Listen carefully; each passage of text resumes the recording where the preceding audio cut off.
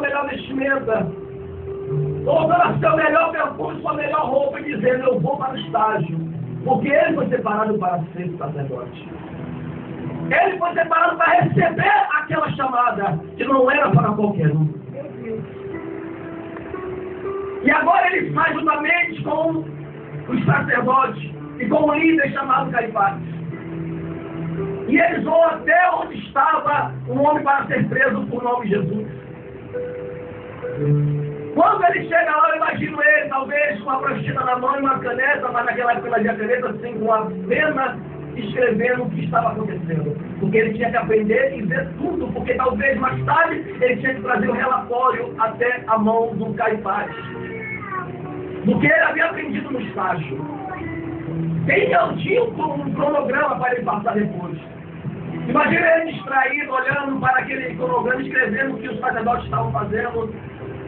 E lá estavam eles, prestes a aprender Jesus. E ele distraído ali, escrevendo talvez alguma coisa, observando o que os sacerdotes faziam. Você pode estar se perguntando: o que é que você tem para trazer da parte de Deus nessa noite? Calma aí que vou pregar daqui a pouco que Deus quer falar. Aleluia, para mim trazer para você nessa noite. Aleluia, Deus. E de repente, quando menos se espera, ele escuta um alvoroço. E aí, de repente, ele sente do seu lado direito a sua orelha a ser cortada. Quando ele olha para a sua orelha ao chão, e ele começa agora a fazer retroceder para trás, mais ou menos, vamos botar aí 4 anos atrás, ele começa a ver o que ele tinha projetado, quanto ele estudou para conseguir chegar até lá. Porque o sacerdote, ele poderia ter qualquer defeito do seu lado esquerdo, mas do lado direito não. E a Bíblia é bem clara em dizer que foi do lado direito que ele foi cortado a sua orelha. Será que você já pode entender o que Deus quer fazer aqui nessa noite na nossa vida? A Bíblia diz que o sacerdote não podia ter defeito nenhum do seu lado direito. Do lado esquerdo ele poderia ser cego, poderia ser aleijado, o que fosse, mas do lado direito não. E aonde foi que ele recebeu aquele golpe? Segundo os historiadores, ele nos diz que faltava uma semana para o óleo descer sobre a cabeça dele como sacerdote. Uma semana só. E agora o estudo preparatório, talvez jejuando muito, buscando 4 anos perdidos na sua vida, e ele agora olha lá para o chão, e ele não olha, e ele fica se questionando: não é a sua orelha que está lá no chão. Quando ele olha para o chão, lá no chão, ele não está olhando para o mesmo do seu corpo que ficou atirado lá embaixo, e que está doendo, não. Mas ele está olhando lá para o chão e está vendo todos os seus sonhos e os seus projetos. Quando ele olha lá para o chão, ele está vendo tudo que ele projetou para a sua vida, que era de servir a Deus com o seu melhor. Ele está olhando para o chão e dizendo: lá está os meus sonhos, os meus projetos. Meu Deus, aleluia. Ele está olhando para o chão e dizendo: acabou. Eu imagino o sacerdote Caifás afastando. Os seus amigos te acompanhavam também, amados, que estão do seu lado, como estava na bênção, mas agora se afasta dizendo: ei, se afasta porque agora ele não tem mais nada para prestar. Se afasta porque ele não tem mais nada para nos oferecer. Tudo que ele já perdeu. Enquanto nós temos alguma coisa, tem pessoas que querem se aproximar da gente, mas quando a gente perde tudo, todo mundo quer nos abandonar. Aleluia.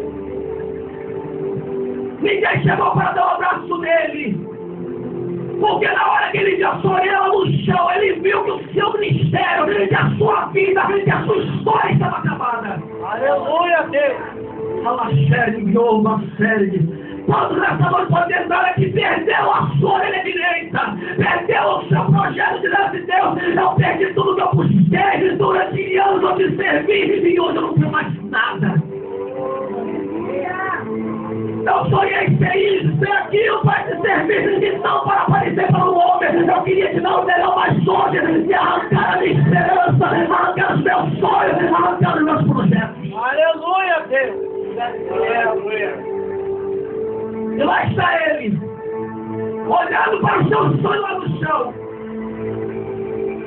E você já viu que quando você está com problema, você não consegue olhar nem para a direita nem para a esquerda, você só olha para ele e o seu foco não sai dele.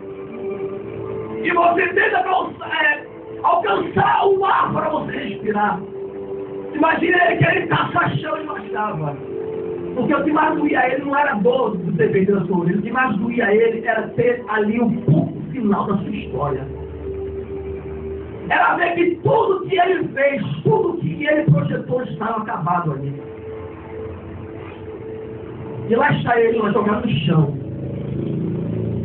Ninguém se aproximava dele para lhe dar um abraço, para dizer, levanta aí, rapaz, não tem mais jeito não, vamos para casa.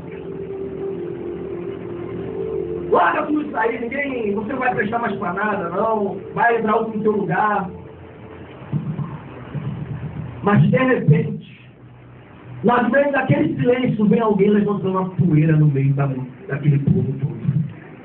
De repente, ouve-se um barulho de uma poeira se aproximando. Eu imaginei chorando, desesperado, lá no chão jogado. E de repente, alguém se aproxima dele, vai até o chão, ele desce até o chão, onde estava a orelha de Malco. Ele vai até o chão, se aproxima sem falar nada, olha para ele e coloca a orelha no lugar e diz: ei, Malco, volte a sonhar, porque eu sou Deus e ressuscito os teus sonhos.